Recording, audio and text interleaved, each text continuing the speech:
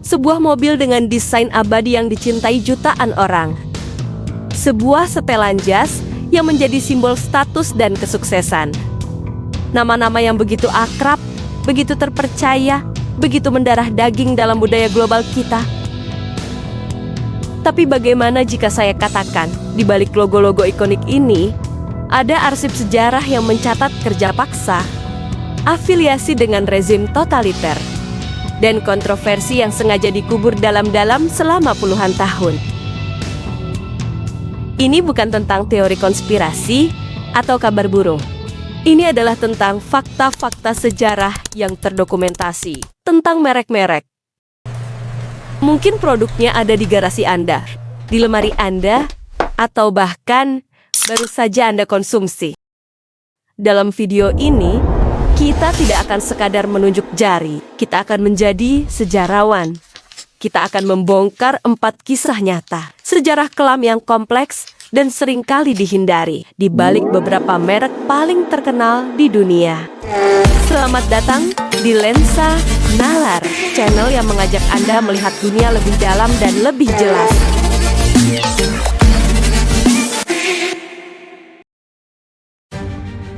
Hari ini, kita akan melakukan perjalanan waktu ke salah satu periode tergelap dalam sejarah manusia untuk melihat bagaimana beberapa raksasa korporat yang kita kenal sekarang tidak hanya bertahan hidup, tetapi juga terlibat dan bahkan diuntungkan olehnya. Kita akan melihat bagaimana sebuah mobil rakyat menjadi alat propaganda, bagaimana sebuah rumah mode menjadi penjahit resmi untuk kekuatan militer yang kejam, dan yang paling mengejutkan, bagaimana sebuah minuman soda yang ceria justru lahir dari kekacauan perang dan embargo. Jadi, siapkan diri Anda, karena setelah ini Anda mungkin tidak akan pernah melihat merek-merek ini dengan cara yang sama lagi.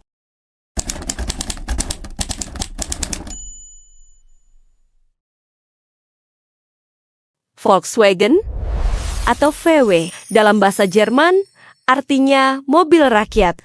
Sebuah nama yang sederhana untuk sebuah mobil yang ikonik, VW Beetle. Mobil ini adalah simbol kebangkitan ekonomi Jerman pasca perang, simbol budaya hippie di tahun 60-an, dan hingga hari ini menjadi salah satu merek otomotif terbesar di dunia.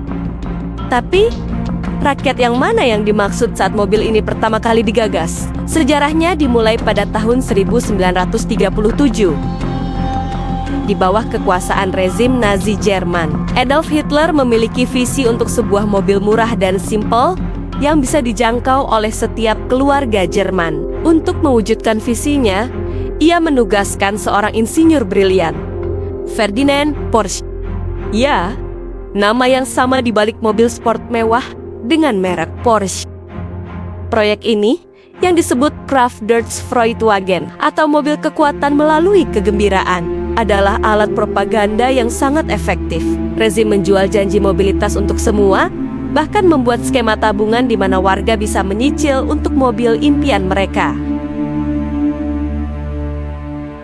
Pabrik raksasa pun dibangun di Wolfsburg.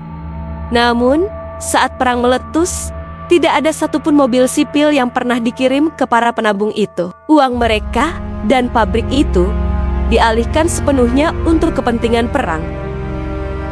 Pabrik Volkswagen berubah menjadi produsen kendaraan militer, seperti Käfibelwagen yang ikonik. Dan disinilah sisi tergelapnya muncul.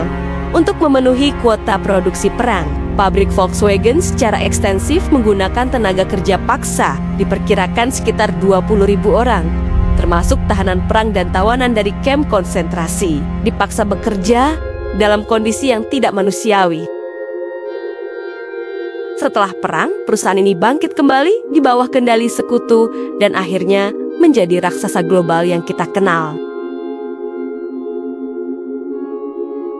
Volkswagen Group modern tidak menyangkal masa lalunya. Mereka telah secara terbuka mengakui peran mereka di era Nazi, mendanai penelitian sejarah, dan mendirikan dana kompensasi bagi para korban kerja paksa. Sebuah langkah pertanggungjawaban untuk sebuah sejarah yang dimulai dari mimpi rakyat, namun dibangun di atas penderitaan banyak orang.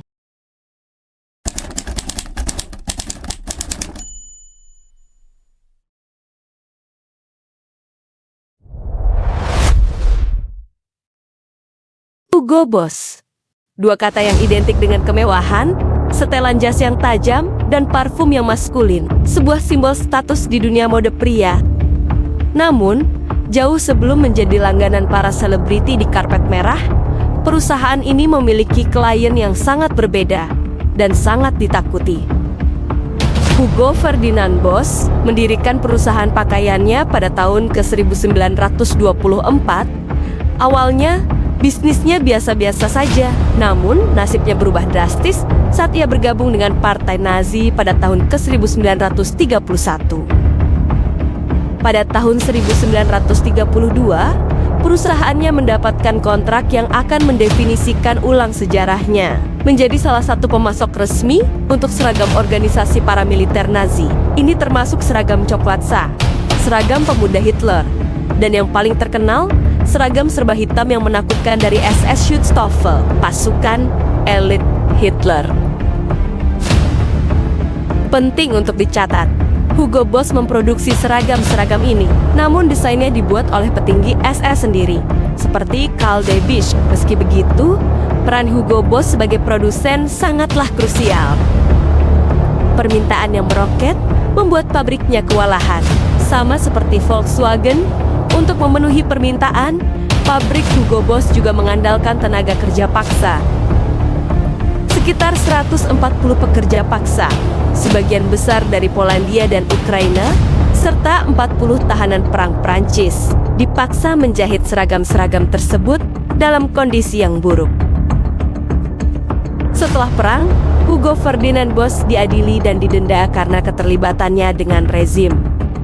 Perusahaan kemudian diteruskan oleh menantunya. Selama puluhan tahun, perusahaan ini bungkam tentang masa lalunya. Baru pada tahun 2011, setelah mendanai sebuah penelitian independen, Hugo Boss merilis pernyataan di situs webnya yang mengungkapkan penyesalan mendalam kepada mereka yang menderita kerugian atau kesulitan di pabrik yang dijalankan oleh Hugo Ferdinand Boss di bawah pemerintahan sosialis nasional. Kini, setelan jas yang Anda lihat di etalase adalah hasil dari citra merek yang dibangun ulang dengan hati-hati. Sebuah citra yang sangat jauh dari jahitan seragam hitam yang pernah mereka produksi.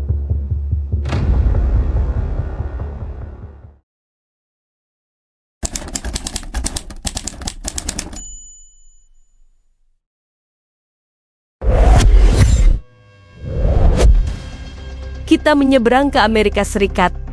Henry Ford, seorang visioner, pahlawan industri, pria yang merevolusi manufaktur dengan lini perakitan dan membuat mobil terjangkau bagi massa melalui Ford model tinggi. Namanya adalah sinonim dari inovasi dan kapitalisme Amerika. Namun, di balik citra jenius industrinya, Henry Ford adalah sosok yang sangat kontroversial dengan pandangan yang sangat kelam.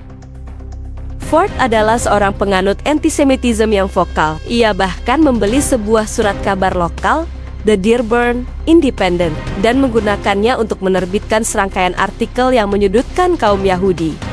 Kumpulan artikel ini kemudian dibukukan dengan judul The International Jew, The World's Foremost Problem. Buku ini menjadi sangat populer di kalangan kelompok antisemit di seluruh dunia, termasuk di Jerman. Adolf Hitler bahkan memuji Henry Ford dalam bukunya Mein Kampf für die Whole, dan konon memiliki potret Ford di kantornya. Hubungan ini mencapai puncaknya pada Juli tahun 1938 di hari ulang tahun Henry Ford yang ke-75. Ia dianugerahi Grand Cross of the German Eagle, penghargaan tertinggi yang bisa diberikan oleh Nazi Jerman kepada seorang warga negara asing. Ford adalah orang Amerika pertama yang menerimanya. Cabang Ford di Jerman, Ford Werke, juga beroperasi selama era Nazi dan, seperti perusahaan lain, menggunakan tenaga kerja paksa selama perang. Berbeda dengan perusahaan Jerman yang secara hukum dan sosial didorong untuk menghadapi masa lalu mereka. Kisah sisi kelam Henry Ford seringkali menjadi catatan kaki dalam biografinya yang gemilang. Perusahaan Ford Motor Company modern berfokus pada warisan inovasinya, sementara pandangan pribadi pendirinya yang meresahkan menjadi bagian dari sejarah yang lebih kompleks dan seringkali tidak nyaman untuk dibicarakan.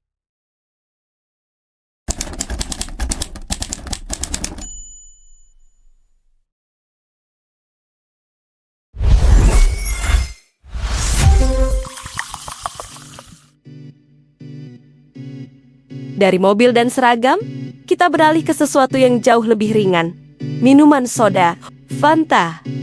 Dengan warna-warni cerianya dan rasa buah yang segar. Fanta adalah merek global yang identik dengan kesenangan dan masa muda. Tapi, tahukah Anda bahwa minuman ini lahir di jantung Nazi Jerman, di tengah-tengah blokade Perang Dunia II? Ceritanya dimulai dari Coca-Cola. Jauh sebelum perang, Coca-Cola sangat populer di Jerman. Namun, ketika perang meletus dan Amerika Serikat memberlakukan embargo perdagangan, cabang Coca-Cola di Jerman tiba-tiba menghadapi masalah besar. Mereka tidak bisa lagi mengimpor sirup 7X, bahan rahasia yang menjadi inti dari Coca-Cola. Tanpa bahan utama, pabrik terancam berhenti beroperasi. Kepala Coca-Cola Jerman saat itu, Max Kidd, dihadapkan pada pilihan menyerah atau berinovasi. Ia memilih yang kedua. Kidd menugaskan timnya untuk menciptakan minuman baru hanya dengan bahan-bahan yang tersedia di Jerman saat itu. Apa bahannya? Sisa-sisa dari industri lain. Ini termasuk whey, produk sisa dari pembuatan keju dan ampas sari buah apel dari pabrik jus. Mereka butuh nama. Dalam sebuah sesi brainstorming, Kidd menyuruh timnya untuk menggunakan imajinasi mereka atau fantasi dalam bahasa Jerman. Salah satu penjualnya, Johnny, langsung menyelah. Fanta. Nama itu pun lahir. Fanta menjadi sangat sukses di Jerman selama perang. Bukan hanya karena rasanya yang unik, tetapi juga karena kelangkaan gula. Banyak orang menggunakan Fanta sebagai pemanis untuk sup dan masakan lainnya. Jutaan botol terjual.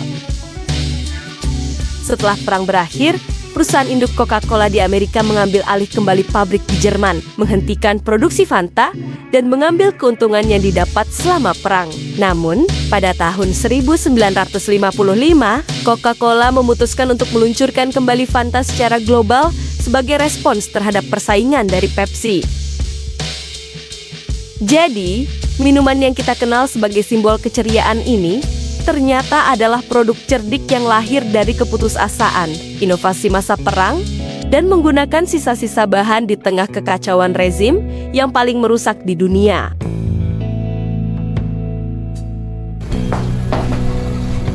Volkswagen, Hugo Boss, Ford, dan Fanta. 4 merek, 4 cerita, dari keterlibatan langsung dan pemanfaatan kerja paksa, hingga pandangan pribadi pendiri yang meresahkan dan inovasi yang lahir dari kondisi ekstrim. Kisah-kisah ini mengajarkan kita satu hal penting. Merek dan perusahaan bukanlah entitas yang steril. Mereka adalah produk dari sejarah, lahir dari konteks waktu, dan dijalankan oleh manusia dengan segala kompleksitasnya. Mengenal sejarah ini bukan untuk memboikot atau menghapus, melainkan untuk memahami, untuk menyadari bahwa di balik pemasaran yang gemerlap, selalu ada cerita yang lebih dalam untuk digali. Sejarah, baik atau buruk, selalu menjadi bagian dari identitas mereka.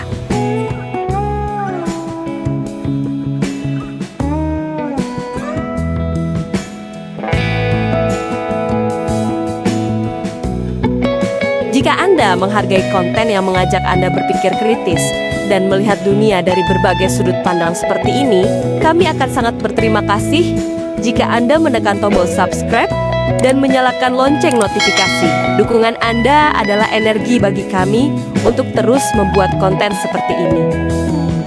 Sekarang kami ingin mendengar dari Anda. Dari keempat kisah tadi, mana yang paling mengejutkan bagi Anda? Atau mungkin Anda tahu merek lain dengan sejarah tersembunyi yang belum kami sebutkan? Tulis pendapat Anda di kolom komentar di bawah.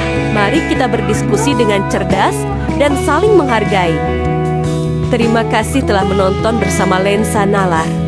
Tetaplah kritis, tetaplah bernalar. Sampai jumpa di video berikutnya.